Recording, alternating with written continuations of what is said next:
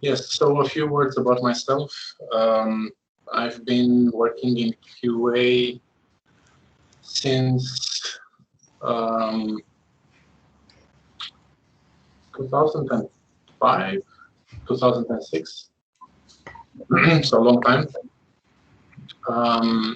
I've been working in the first probably 7-8 years, mostly as a QA manager. And after that, I started diversifying the roles. Like I worked as a QA lead. Then when I stopped working full-time jobs, I just and switched instead to consulting. I did a lot of like lead roles, tester roles, and after a while, I just thought that I did enough testing, and I started looking more into more technical aspects of testing, like test automation and then performance testing. Lately, in the last 5, 6, 7 years, I focused almost exclusively on test automation roles.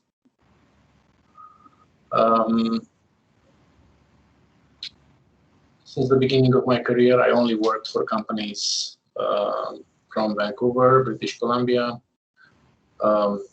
Some examples of companies are Canada Corporation, YVR, Boeing, Best Buy, Tech Resources, Pacific Blue Cross,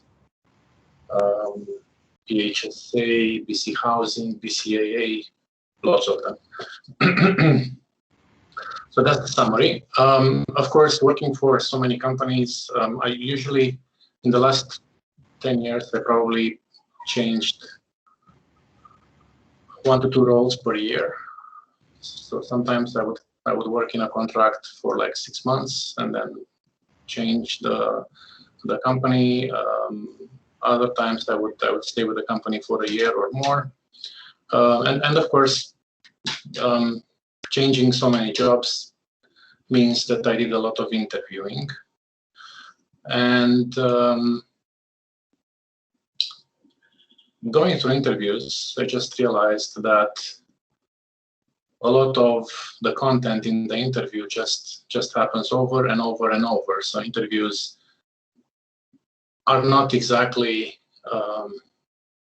much different one from another. Like a significant portion of an interview is the same from interview to interview. And I thought, okay, well, if a large content of an interview is the same, a portion of each interview is still unique. Some people have questions that are different, just new, or questions that I've never heard before. So I thought, since a lot of questions are common, it's probably a good idea that somebody who wants to change his/her job can just prepare on these questions. Just think about them ahead of the interview. Think about, okay, what would be a good answer, and just be ready. I believe that for interviews, like for everything else, whatever preparation you do before will help a lot during the interview. So that's how I came up with the topic for the presentation. I just thought that going over these common questions that keep showing up in interviews might be useful, not only for me but for everybody else.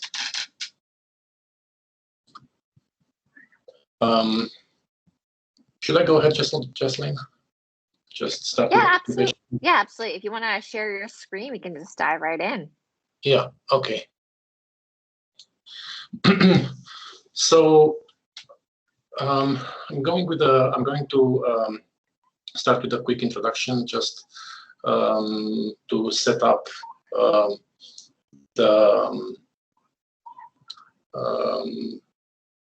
just to prepare for whatever will come in the second part. The topic is this: how to prepare for a test automation interview. And I'm going to move the keyboard. And everybody wants to have a successful career. I don't know anybody who wouldn't be interested in having a successful career. Everybody wants to succeed. Everybody wants to have a meaningful career and wants to make money and wants to have and to do meaningful work. But what do you need for a successful career? Of course, you need to do your job well. Like if you don't know your job well, it will be harder to achieve success. So that's the most important thing. You have to be able to do something really well. And the second part is, it doesn't matter how well you do what you do. It doesn't matter how well you know testing or automation or performance or anything that you do.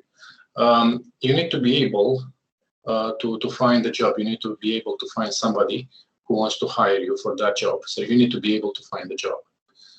So knowing the job and finding the job are both very, very important.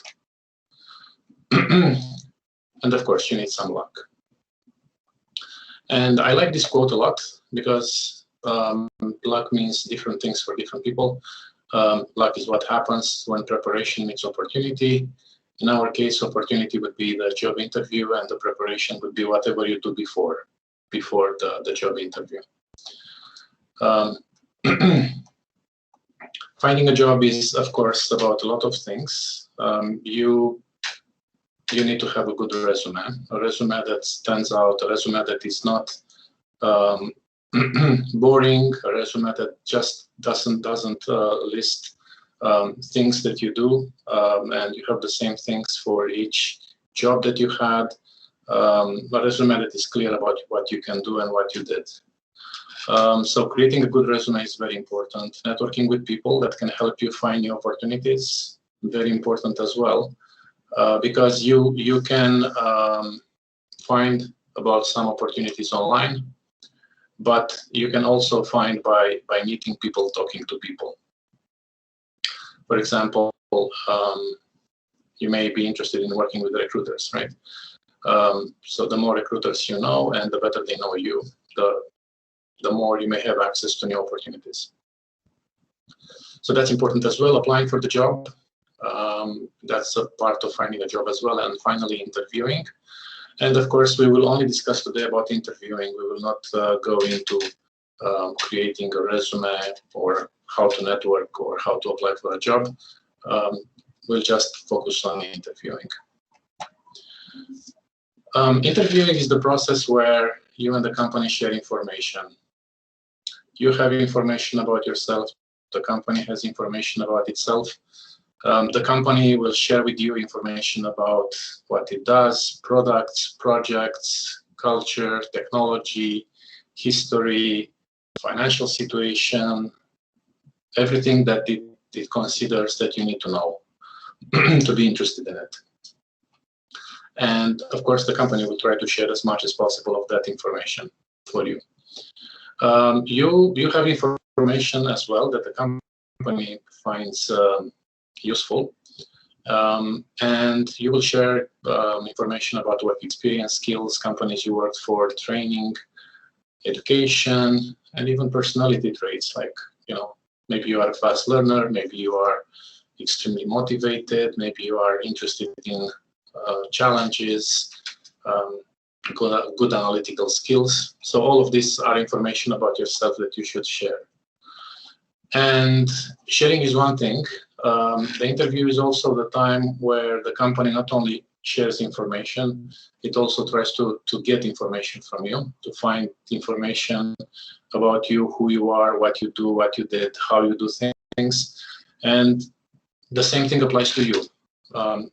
You shouldn't be content with what the company tells you. You should also try to find as much information about the company, its products, projects, so that you understand if you really want to work there and if the job is a really good fit for you.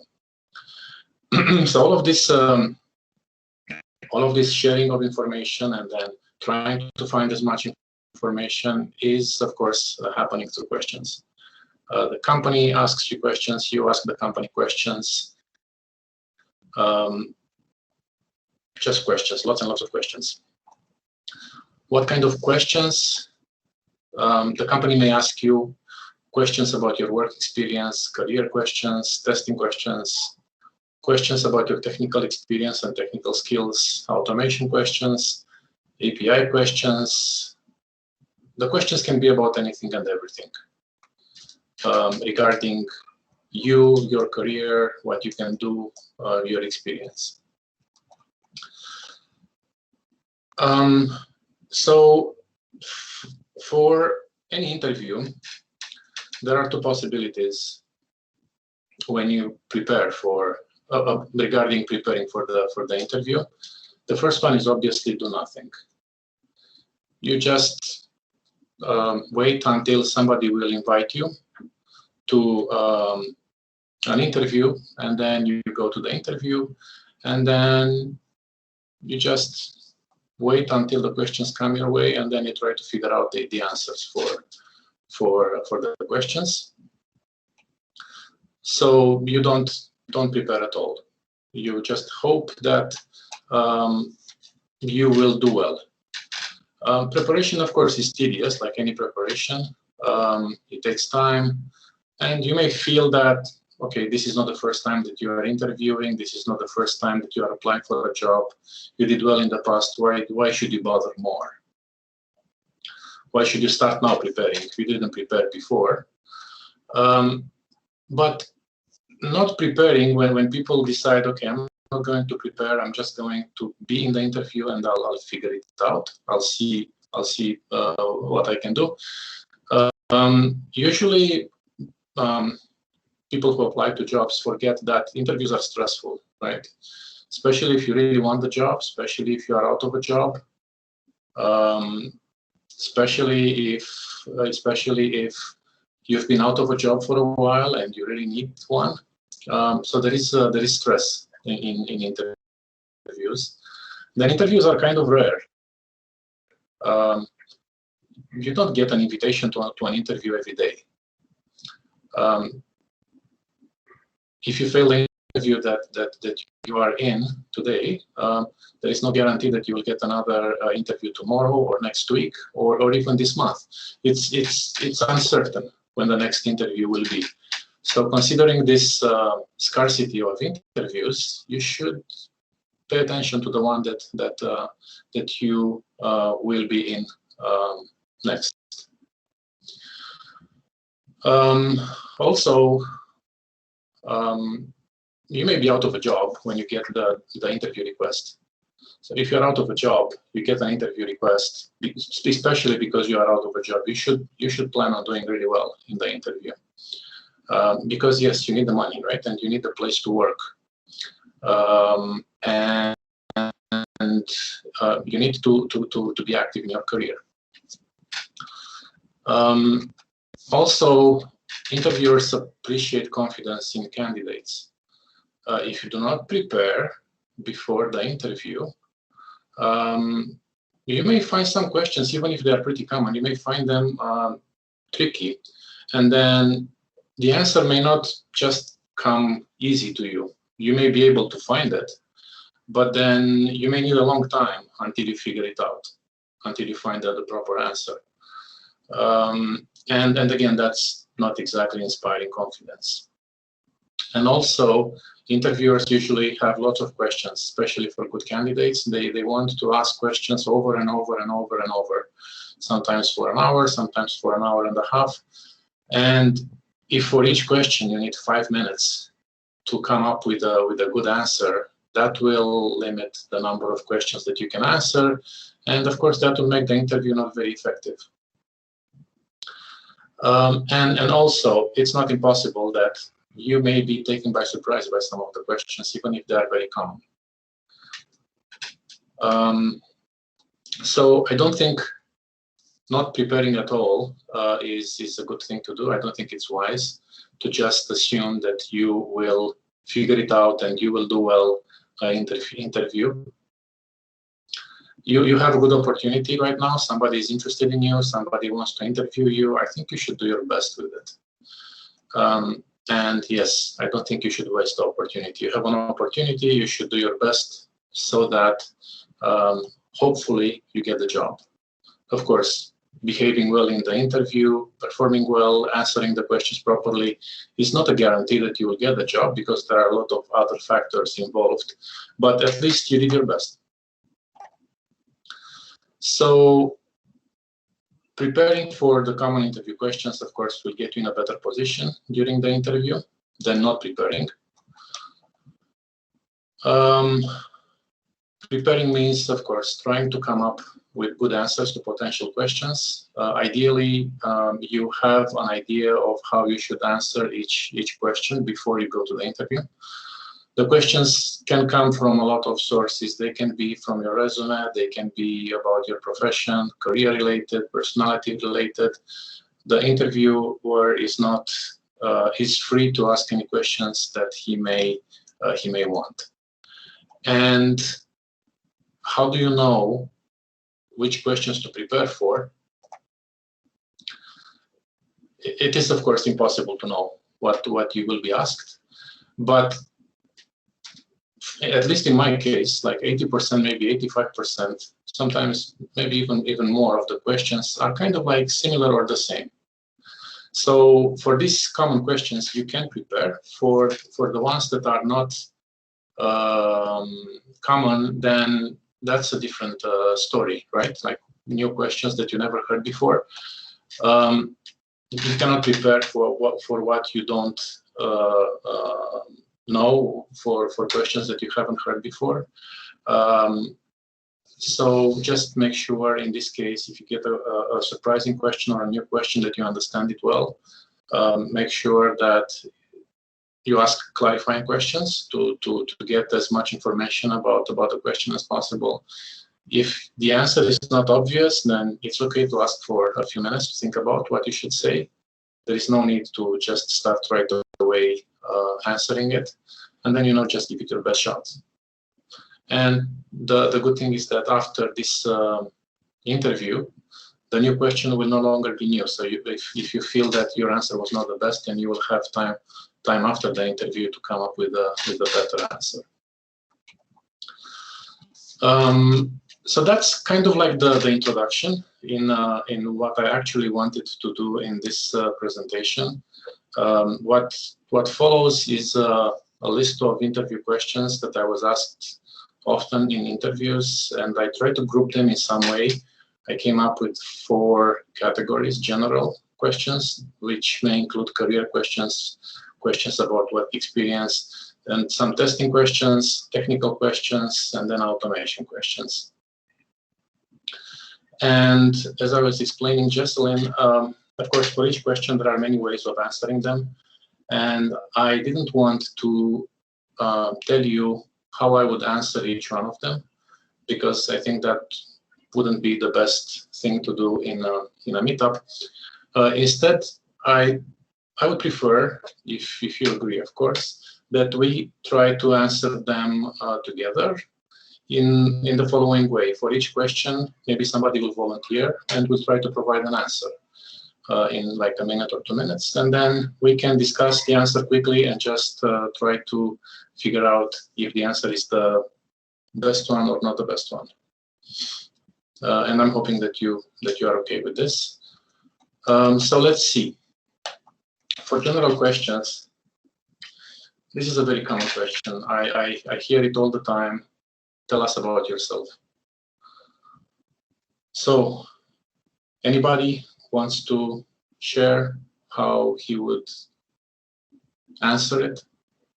What exactly would you tell the interviewer about yourself? Just assume that you are in an interview, right? Assume that this is not a meetup. Assume that today you are interviewing for a position. How would you go about this?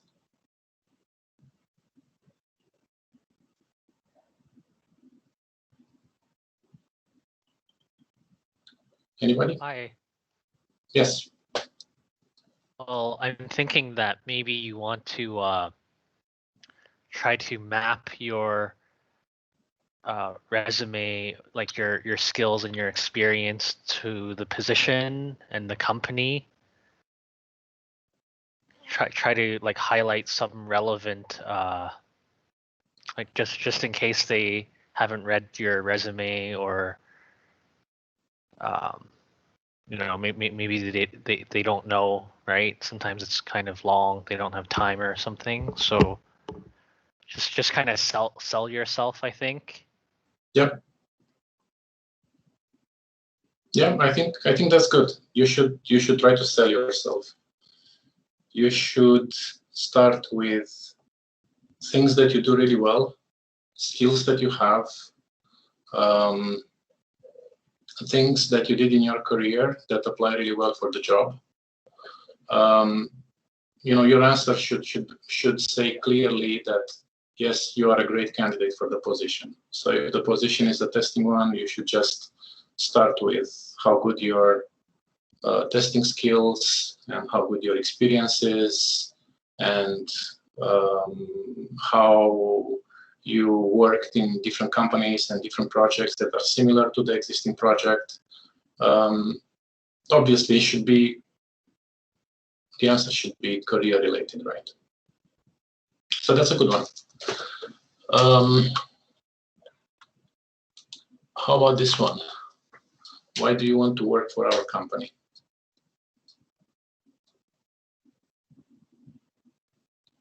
I don't think you should say anything about money, right? You pay better than my current employer.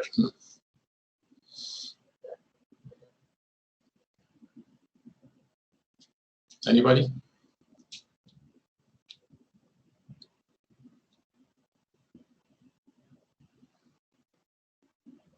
Well, hopefully you're applying for companies that you do actually want to work for. And if that's the case, then hopefully you've done some research, and you can kind of like I think be as honest as possible. Like if you're applying, then you're investing time. Like it's not fun for anyone, I think. So just try to explain like why you took the trouble. It's like, oh well, I heard that this company is XYZ. This role is ABC. Like something like that. You should show some interest in the company and in the position and in the project, right? People want to see that that you apply not because you need a new job, not because you want more money, not because you are interested in changing a role with another role. They want to see that you are interested in them. So I would also add that you should probably mention something a little bit about the company culture.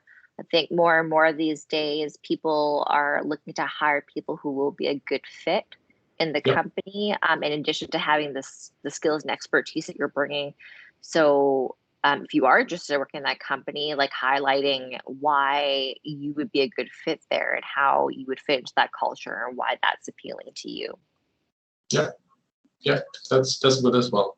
But for sure, I think for any job opportunity, the interviewer for sure will be interested in somebody who is curious about the company, who is interested, who shows interest in the company culture, in the job, in the technology, in the project, compared to somebody who doesn't seem very interested.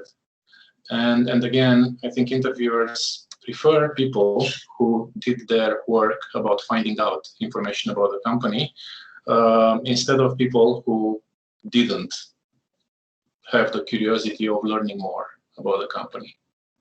So I think that's pretty important to show interest. How about this one? Why do you want to leave your current job?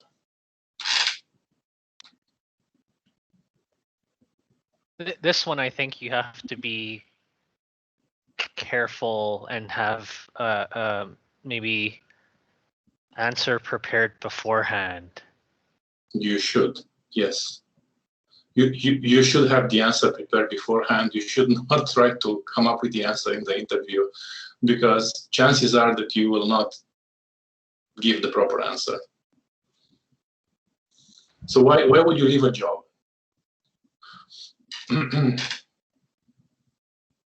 And yes, don't say, I want more money. It your leave must be about something else. Yes, go ahead. No matter what you say. Oh, go ahead. I would say that, can you guys hear me good? Yes. Okay. I would say I would see what that company I'm applying for is offering and express how I have an interest for that certain like task or job or development of such program, and that is what intrigued me to apply for that job. Yeah. I think that's a pretty good answer. So you want to change your job?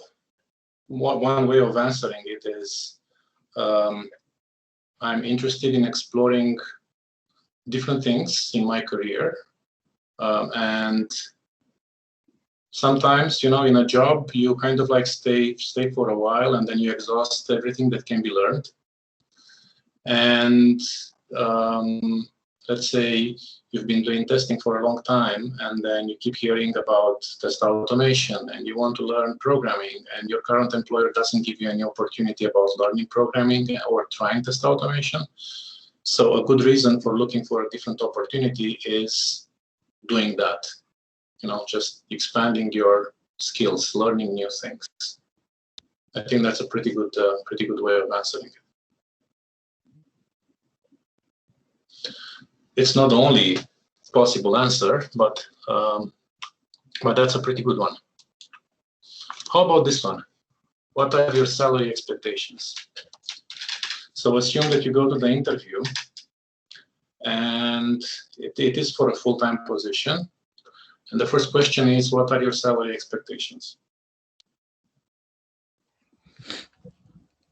I've been told that saying kind of like I'm open to any salary would be kind of the best thing to say, so that it shows, hey, I'm not here for the money. Obviously, we need money, but I'm more concerned about the job and what I could bring to the job. Okay, so let's say that that's the answer. Let's say you make, let's say $100 right now, as an example, right? And then they will believe you and they will offer you 50. You wouldn't accept that, right? Right. Make 100 now and they offer you 50 because you say that you are open to any salary. I think that would feel logical to me. You are open to any salary, they will offer you less. Because why should they pay you more?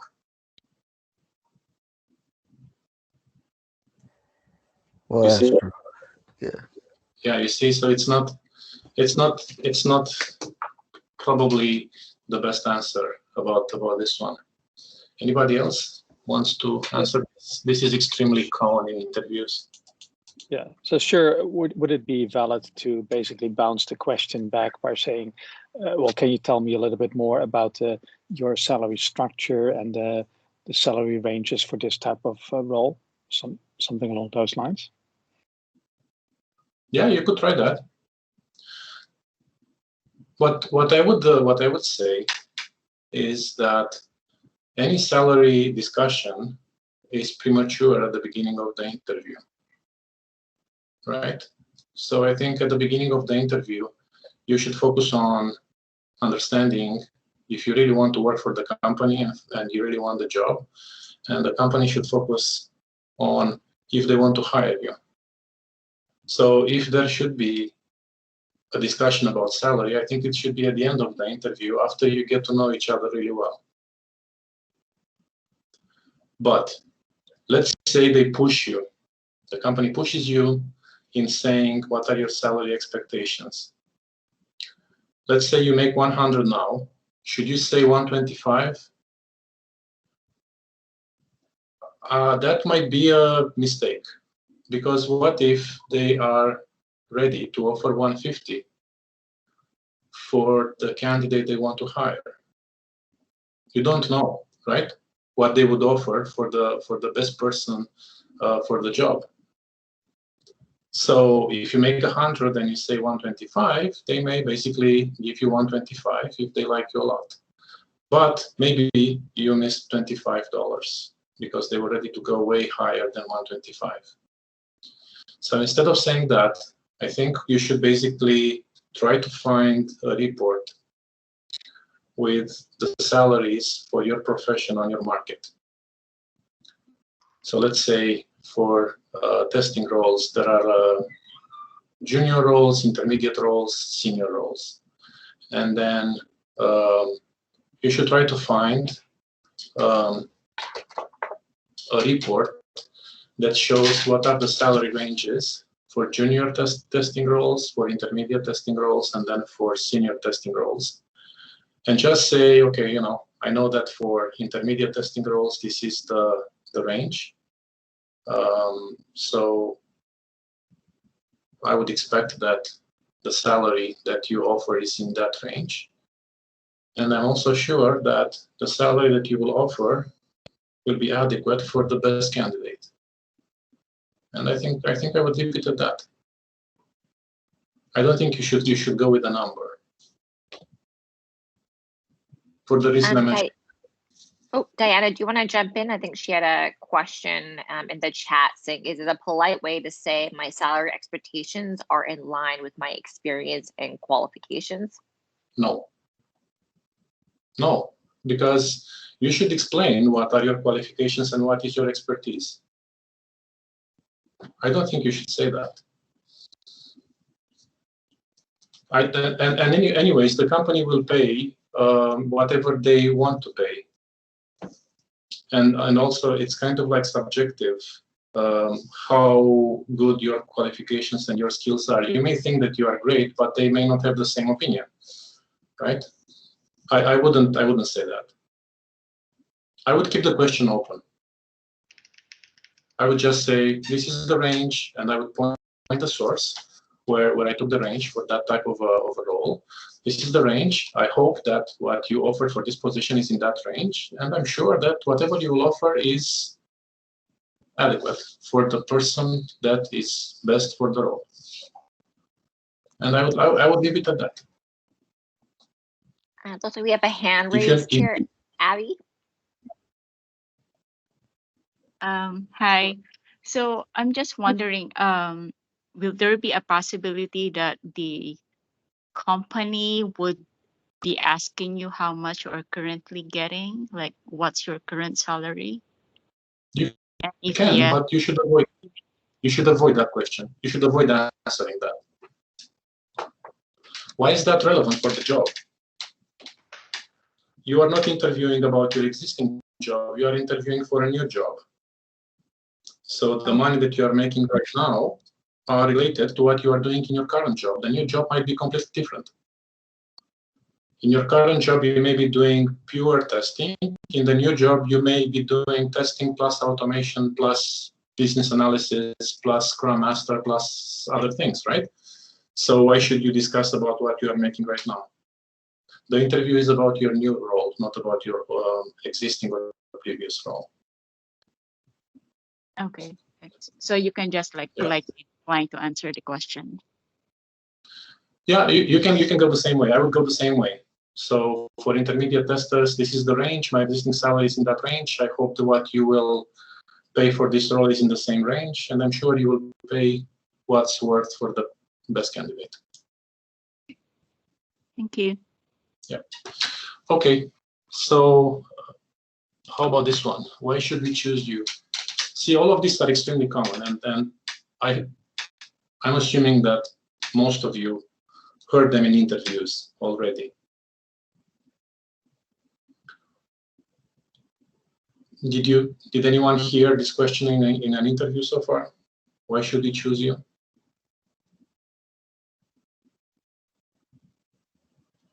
Well, if you have an interview, I think you've already been selected for one reason or another.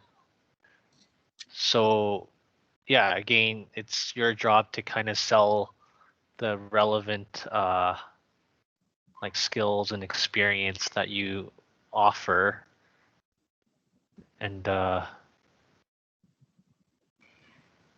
mean, then you, you try to make an argument, I guess. So let's say for a job there are 15 candidates, right? The answer should explain why you are the best out of those 15. Of course, you don't know anything about your candidates. Your answer should basically say, I'm the person that you need. I'm the person who can do the job. I'm the person that you should hire. Right? So in your answer, you should just, as you said before, you should map what you do to the job description, and you should explain with a lot of examples how good your skills are and how good your experience is and how well you match to the job. And again, use a lot of examples. I'm a great tester, and in my current project, I've done testing for a mobile application, found 125 bugs, 80% of them fixed, 60% of them high priority, stuff like that, right? You have to sell yourself, as you said, and you have to be very clear why they should hire you. It is very rare to apply for a job and to be the only candidate, right? So that's a very, very, very, very common question. You should have a lot of arguments why you should really sell yourself on this one. Weaknesses. What are your weaknesses?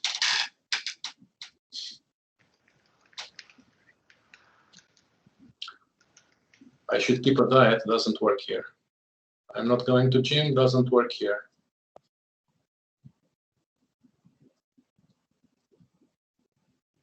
You might want to pick a weakness that isn't related to the role.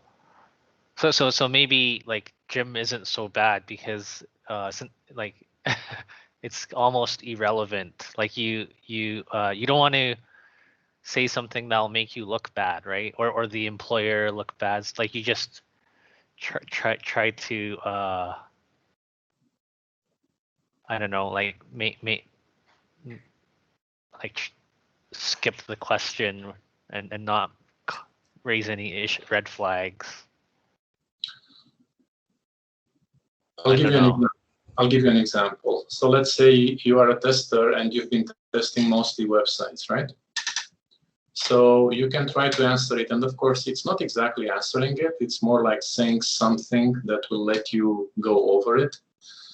So since you tested mostly websites, you can say, you know, my experience is really limited in mobile testing, but I'm really, really working on training in mobile testing, and I'm really, really interested in doing much, much better in that in the future, right? It's not exactly a weakness, it's more like a skill that is not developed yet, or experience that is not developed yet, but in most cases it should work.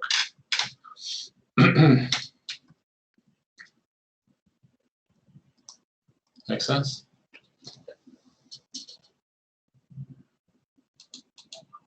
Mm-hmm. How about this one? How do you become better? Of course, what's not said is in your job.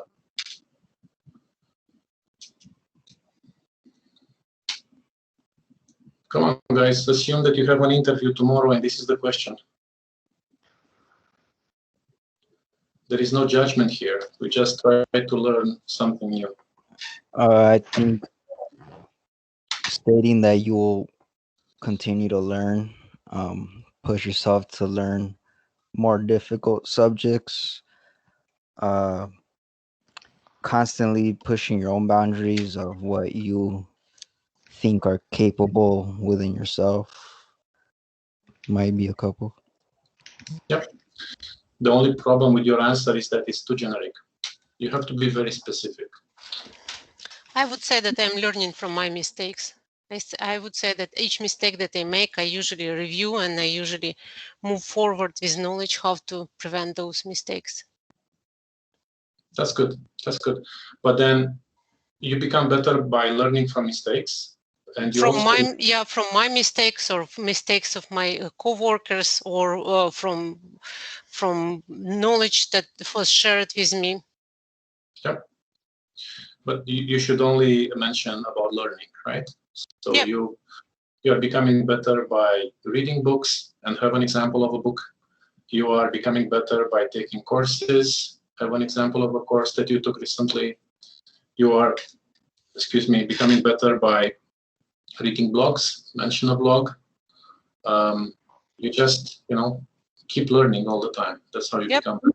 Yep. Oh, you can become better by presenting at a meetup like this one.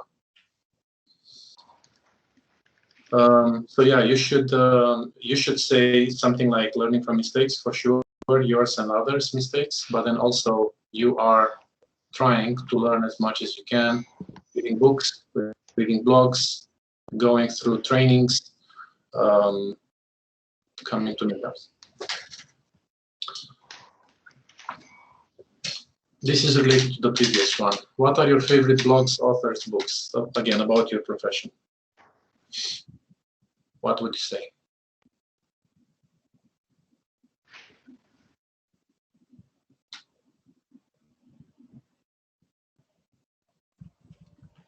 Python for everybody, exploring data, and Python 3.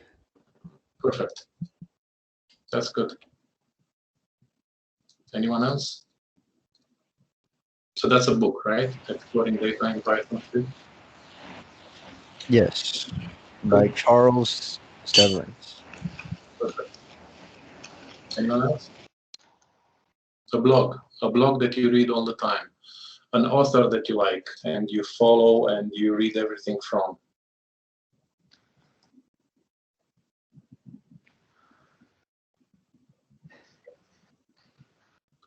If you say that you are learning by reading books and then reading blogs and then taking trainings, then you should have these things available, right? So you should have a blog, a good blog that you read all the time. Excuse me. You should have some names of authors that that you like and that you follow and that you read what they create, and same for books. So let's say for testing some good authors to follow, James Bach.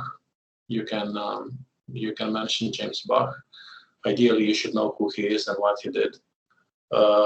Then James Whittaker. Again, you should know who he is and what he did.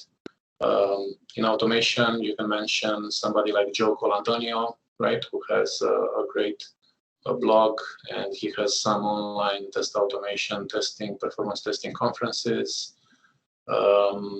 Just find some authors, some blogs, and some books, right? To mention here.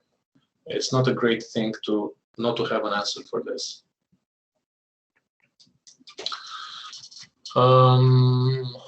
Okay, your greatest accomplishment so far.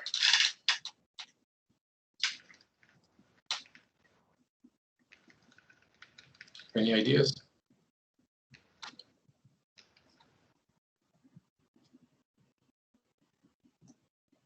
Again, career related, right?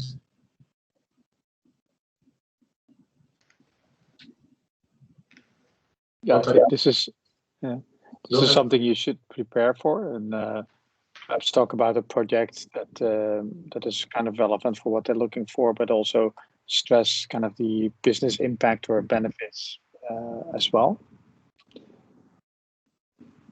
Yeah, I think if you have an example of a project where what you did made a huge difference, I think that's a pretty good accomplishment. Is this what you were referring to? Yes. Yeah. Or, if, let's say, because of the great work that you did, you got a promotion, and instead of being a tester, you got promoted to test lead, and you led, I don't know, 2 teams, one onshore, one offshore. Again, that's a pretty good accomplishment as well. Or diversifying your skills, being able to go from tester to test automation engineer, that could be a great accomplishment too. Being voted best tester in the department. I don't know. You have to have something for this, right?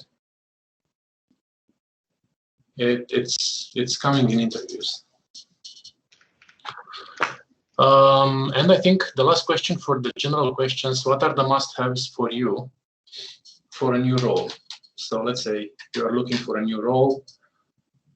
What are some things that a new role must have for you to be interested in? And I was asked this one 2 weeks ago.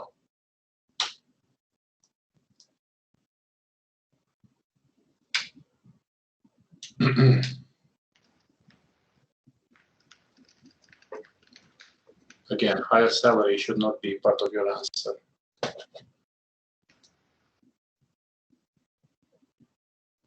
Well, if you want the job, you should probably say things that you know that the company offers. So yeah, just maybe it's not about what the company offers. It's about what you need to be there.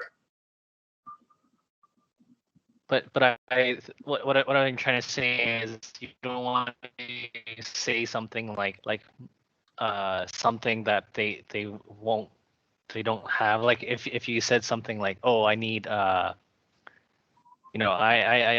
need to be doing mobile testing and the team is working on a website, right? Then that might disqualify you. Like just be careful about what you say and don't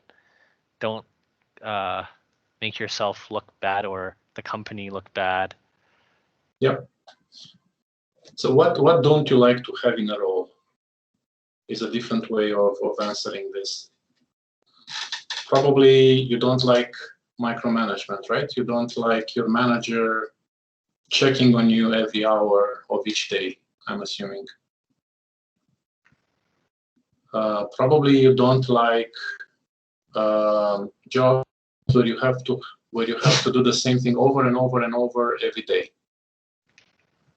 Probably you don't like jobs where there are very little learning opportunities, right? Probably you don't like jobs where you are part of a team and nobody likes sharing information or helping each other. So some must-haves could be, learning opportunities, working in a team of people that are willing to help each other, a manager that's supportive and that lets you do the job the best you can in whatever way you want, a manager that trusts you, right? Interesting work, right? I mean, would you be willing to take a new role that is about boring work? Probably not, right? So think about this. Okay, so testing roles. I think, wow, I have so many other questions. I think we'll have to skip some of them. So describe your testing approach for a new website, right? You can think about this by yourself. Just think about, the interviewer pointing you to a website and just asking you to walk him through how you would do the testing for the website. Difference between scripted, exploratory, and ad hoc testing. Anybody wants to take this one?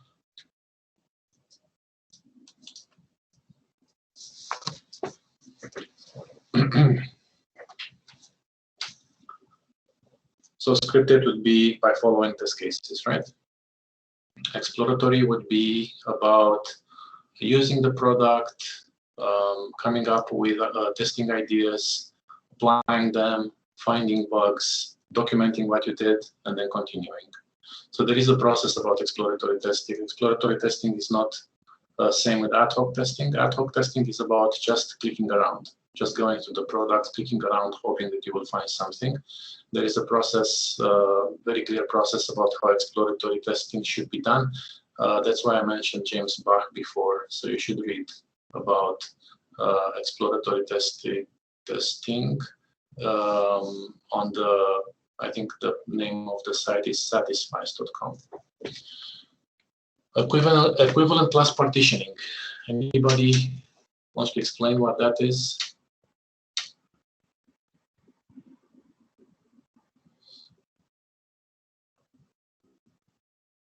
It's a testing technique that basically says that when you are dealing with an input that can take a lot of values, instead of trying each possible value, you should try to group the values in categories.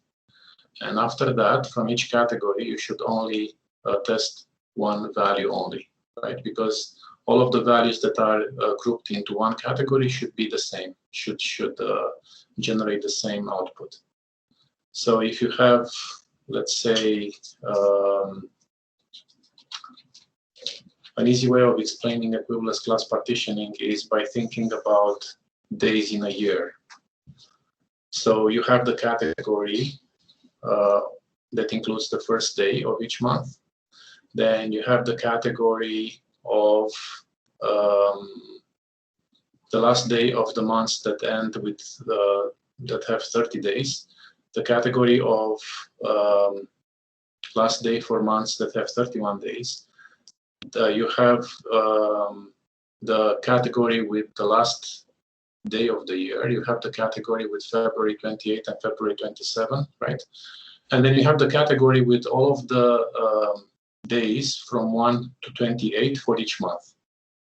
So instead of, testing inside of a website or application for each day of the year, you group all of the days into categories, and for each category you just pick one value, right? So it's a testing technique.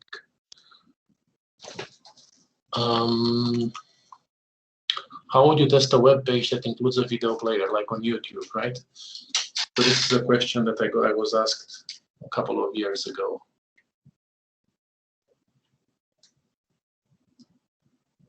How would you test a web page that includes a video player, like on YouTube? So you open the page using a URL, and then the page loads. In the page, you have like a video player. And how would you test that?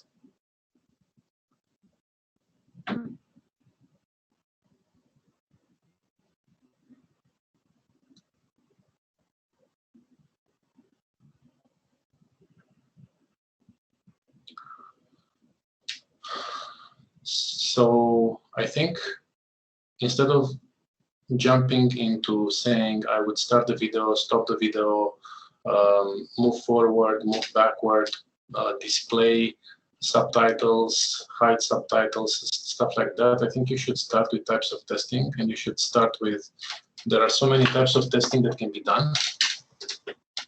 So you can have functional testing, you can have look and feel testing, you can have localization, you can have testing on desktop, laptops, smartphones, tablets. You can have testing the site at different resolutions. You can have testing the site at different zooming factors. You can have the site tested in different browsers and in different operating systems. I think that's how you should approach the answer for this. Because if you only go with operating the video player, that's only like a small part of the testing that you can do. Make sense?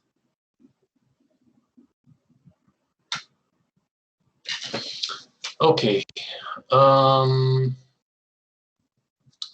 Another question could be, how do you prioritize testing for a product? How would you prioritize it?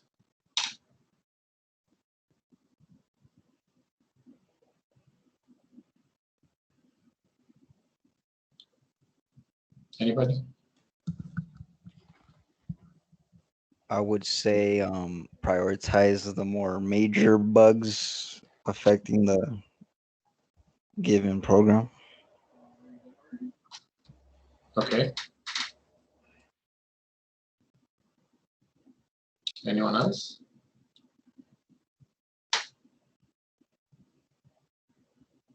Someone commented in the chat that impact and likelihood. Based on requirements priority. Yeah, yeah. I think that's probably good. So based on impact on business, right? So you have a lot of test cases. The test cases should be about requirements, and of course you should start with testing functionality that is most important for the business. So taking, let's say, as an example, a website like bestbuy.ca, probably the most important functionality is the search functionality, because without search you cannot get any content, right?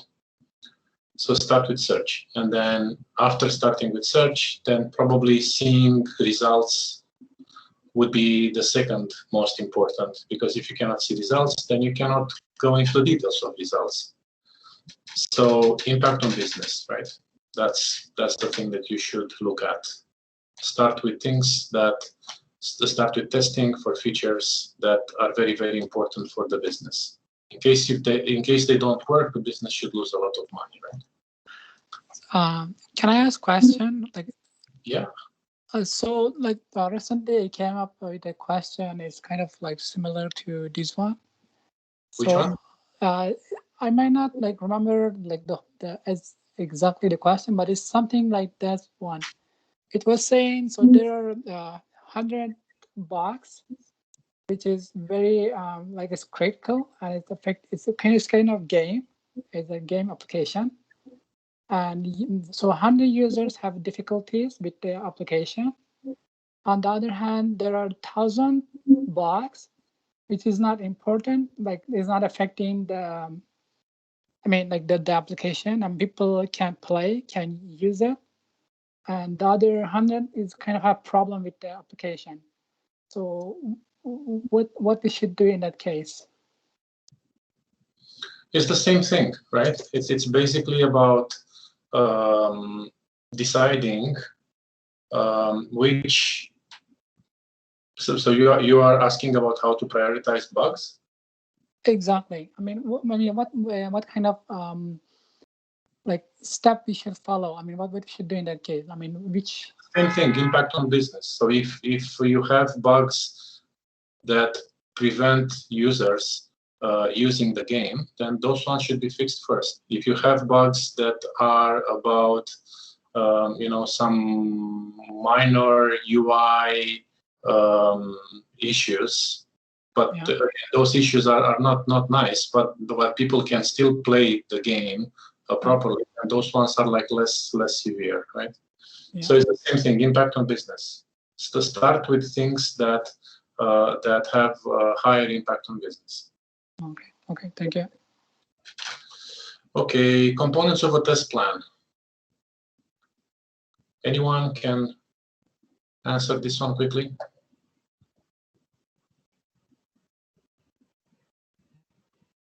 There must be lots of testers here. Come on.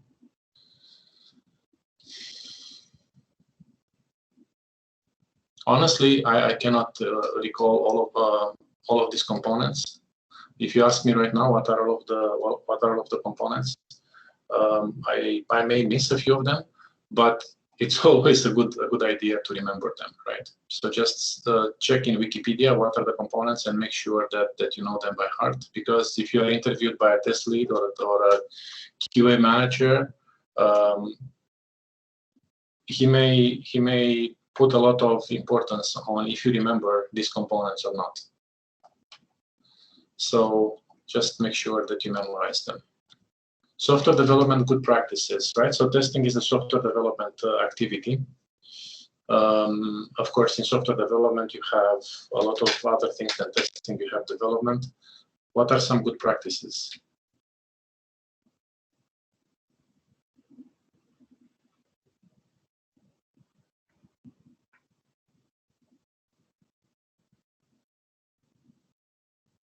like practicing what you learn? I mean, in terms of coding. In terms of your in terms of having a good software development activity in the project, like what are some things that each project should do?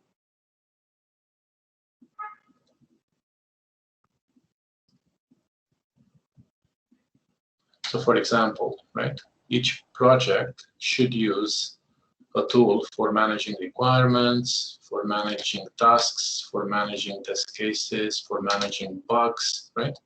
That's a good practice. Like you should have a tool, because without a tool, how do you manage all of those things? Code should be checked in source control. That's a good practice as well, right? Unit testing, code reviews are good practices. Having a build verification process is a good practice. Executing a smoke test for each new build is a good practice. If the smoke test passes, then more testing should be done. If not, then the build should be rejected and another build should be created. These are some good practices. So see, software development, I didn't say testing, software development. Software development includes, working on the requirements, coming up with an architecture. It also means development of the coding, testing, deployment, right? So in general,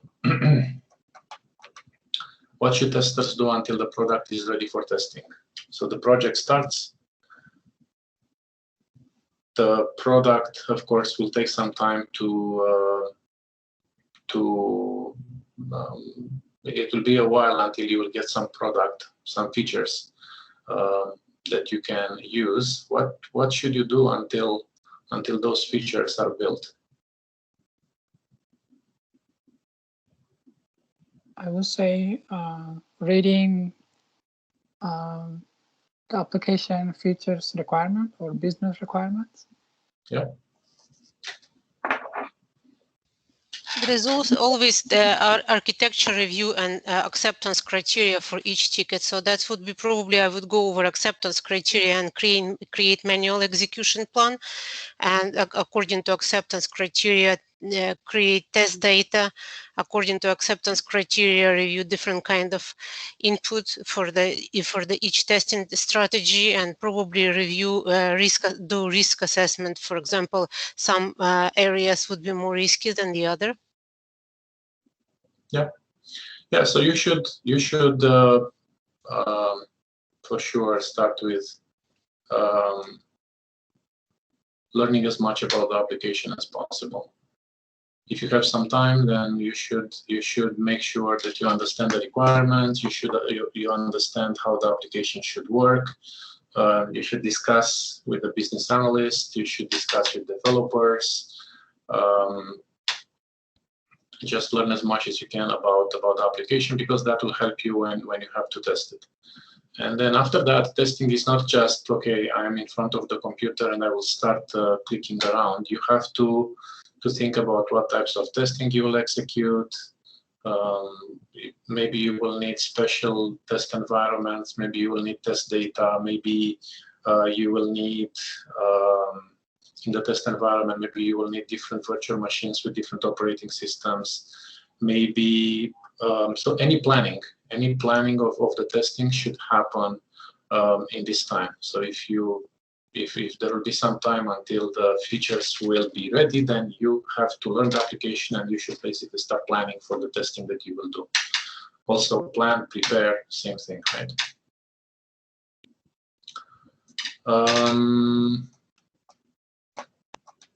Pros and cons of test cases. We can skip this one.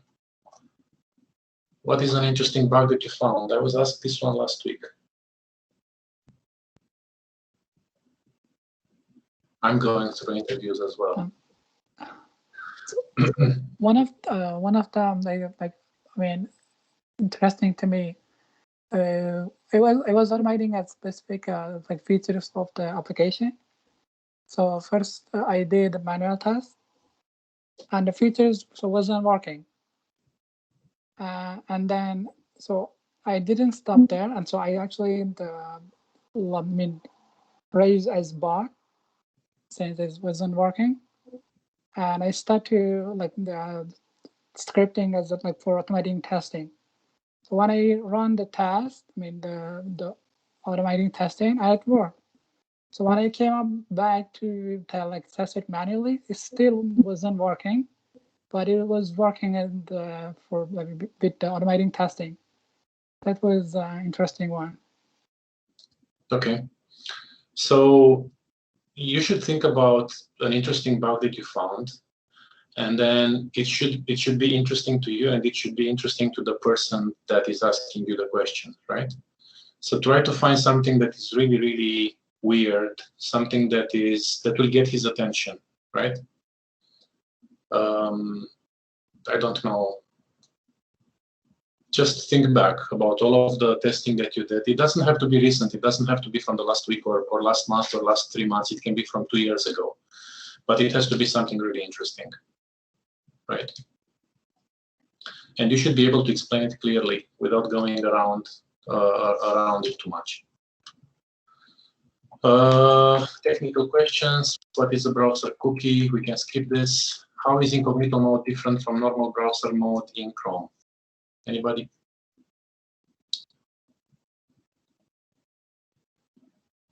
Well, in incognito mode, we are not storing data in the local storage.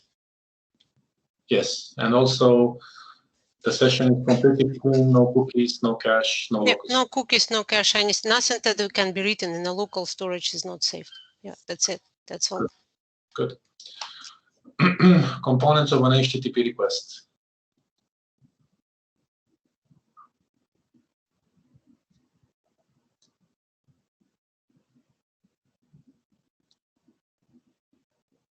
You have the, anybody?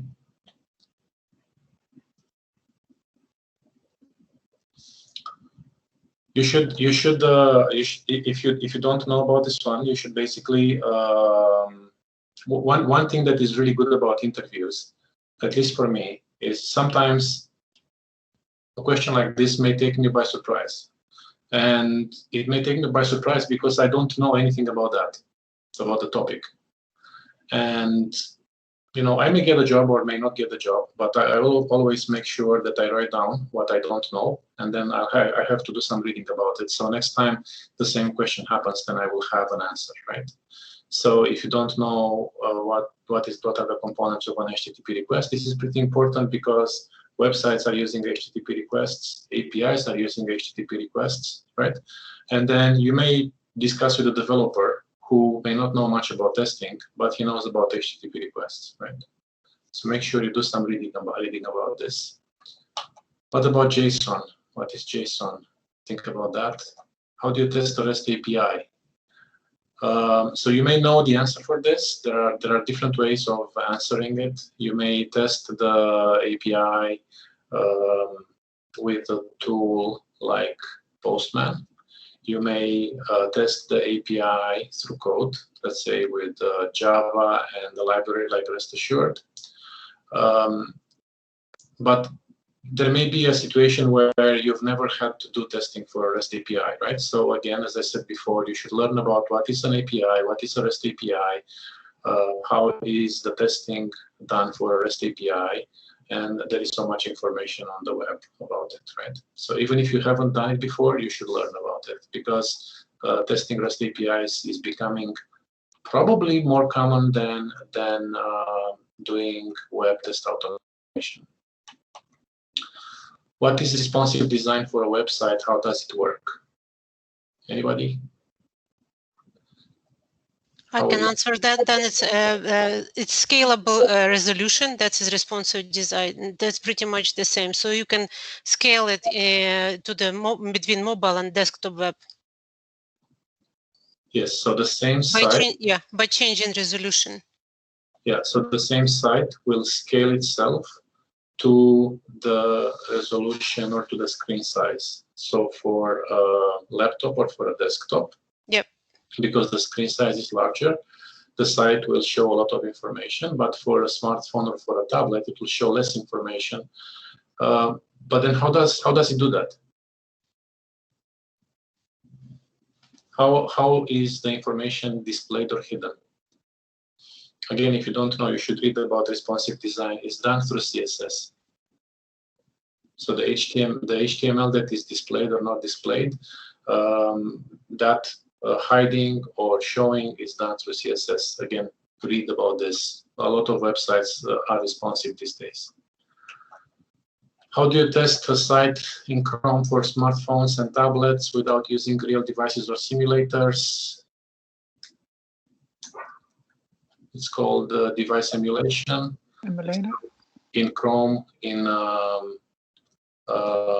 developer tools, just use the device simulation, which will allow you to select the device, and then for that device it will show you the site accordingly to the screen size. What is the DOM of a web page? Anybody? These are technical questions, okay? So Data structure. yes.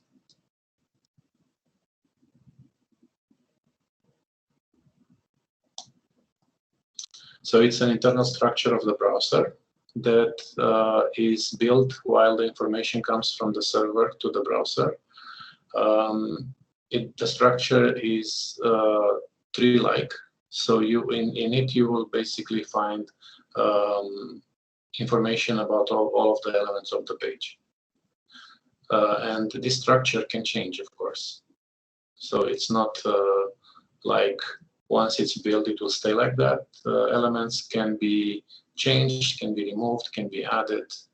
Every time you reload the page, the DOM is basically rebuilt, right? Because being an internal structure of the browser, it is built every time information comes from the server to the browser. Read about DOM. There are lots of great articles about how it is built, what it is, why is it important to use it. How do you know which are the top 3 browsers used by the users of a site? Google Analytics. How do you set an environment variable in Windows? You can do it in command prompt, or you can do it in control panel, system, I believe environment variables. Test automation questions. When should a test automation work be started?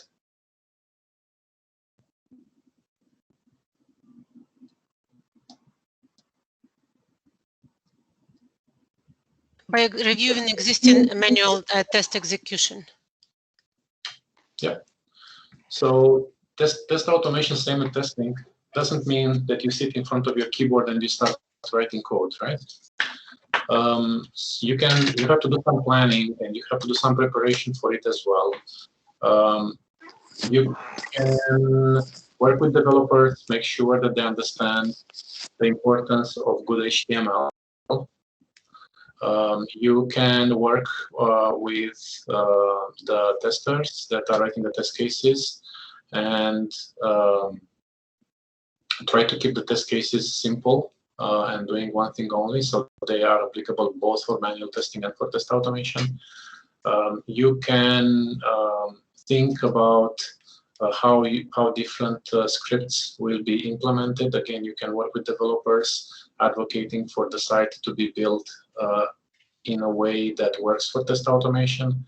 There are a lot of things that are not great. For example, a site that is using iframes, a site that is opening content in multiple pages and multiple tabs, sites that are using CAPTCHA, sites that are using random pop-ups. All of those things are not great for test automation. So same with testing, right? Prepare, plan, get ready for test automation. Ideally, you can start preparing as soon as the project starts.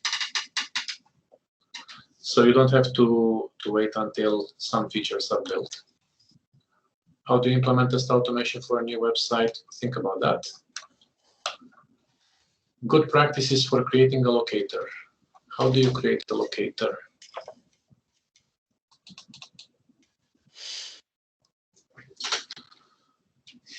So you can, of course, use a locator by ID or by name, but sometimes it's not possible to do that. And then you can either use Expat or CSS locators. locators should be simple, short, specific. So do not use wildcards, do not rely on the text of the element. If possible, do not use functions like expat functions. Try to keep them, as I said, simple, short, clear, specific, right? So it's not great if you have a locator that is using wildcards. It's using functions like contains in expat, and it's using 3 attributes to just locate one element. Difference between expat and CSS locators. I was asked this one last week.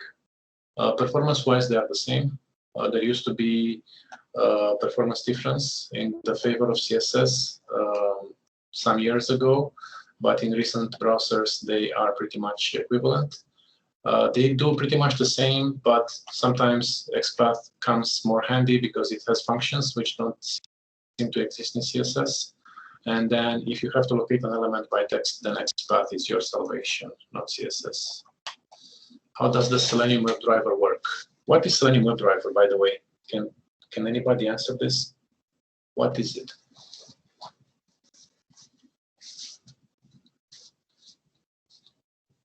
So we know it's an automation library, right, for websites. But what is it? What is it? An API. It's an API. Yeah, that's the same with the library. Selenium WebDriver is basically a web server. It's kind of a mediator, like. Those are the bindings. Yeah. So you have the language. Yeah. You use to write the automation code. The language uses some bindings, and those bindings are basically, as you said, the mediator between the code and the web server. Actually, the interaction with the website is being done through this web server. So all of the requests, all of the clicking, all of the typing into elements, all of the selecting options of a list box, all of the getting the attribute or the value of an element, those are being done through HTTP requests from a web server. So Selenium WebDriver is basically a web server that does all of that work. And again, the web server communicates with the site in the browser. And after that, as soon as it gets the information from the site in the browser, it will send the information through the bindings to the code. I was asked this question again last week. So let's say you are using Java. Why are you using Java for writing the test automation code? Why Java? Or why C# or why Python or why JavaScript? Why any language? Why not a different language? So at the beginning, currently also I'm using Java. And I think because it's used for a long time, so there should be a lot of library, so that you can like make the job easy. On the other hand, if I start to learn the Python, so Python is like simple like language than Java. So I think it depends on the like application requirement, or so it depends the requirement, I guess. So let's try to answer it for Java. So in Vancouver, last time I checked, the most automation jobs were for Java, and most companies were requiring test automation engineers with Java skills. So the market demand might be a pretty good reason for using it. As you said, Java is like available for a long time. It's a very good language, changes and improves all the time, stable, a lot of tooling. You have Eclipse and IntelliJ, you have JUnit and TestNG for unit testing. You have, of course, JRE and JDK. Then it has the static typing. So each variable has a specific type. You cannot save into a string variable an integer and vice versa. And that, even if it's a little bit restrictive, that makes things more predictable and easier to understand. Also, For Java, it's always a good idea to use the language that is used by the developers to build the application. If the application is built in Java, it's great if automation is built in Java. But that's not possible all the time. It's always a good idea to use the same language. So these are some reasons, right? Okay. Automation patterns you are using in your web test automation projects. So a lot of people will say page object model. Absolutely. Page factory. Page factory, just keep in mind, is going to be retired. So if you're using C#, there is no more page factory. In Java, I think there is still page factory, but it's being deprecated. So keep that in mind. And if you are using page factory, it's a good idea to move away from it. There are other patterns. Loadable component is part of the Selenium library. Slow loadable component is part of a Selenium library. And it's a good idea that if you have page objects and use them in tests, between tests and page objects, you can have some user actions. That could be considered like a pattern as well. What should you automate? Things that can be automated and things that need to be executed frequently. Good practices to follow for a Selenium test. Any ideas?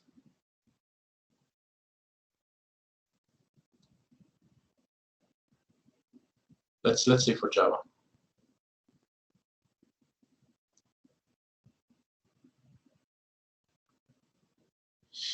Okay, so a test is a method, so it should be short. You should have no Java statements in the test, so no for loops, while loops, do while loops, if else, switch, throwing exceptions, none of those should be in the test.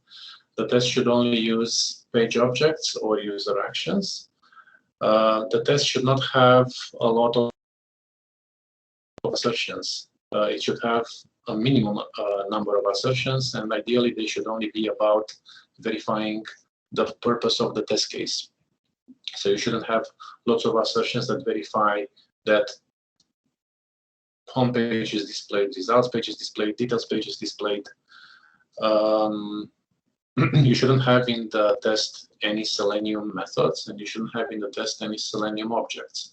So ideally, you shouldn't do any finding of elements in the test. You shouldn't have locators in the test. You shouldn't have the driver object in the test. You should only use page objects or user actions. Okay, the test, of course, should do one thing only, and the test should be independent. It should not depend on other tests.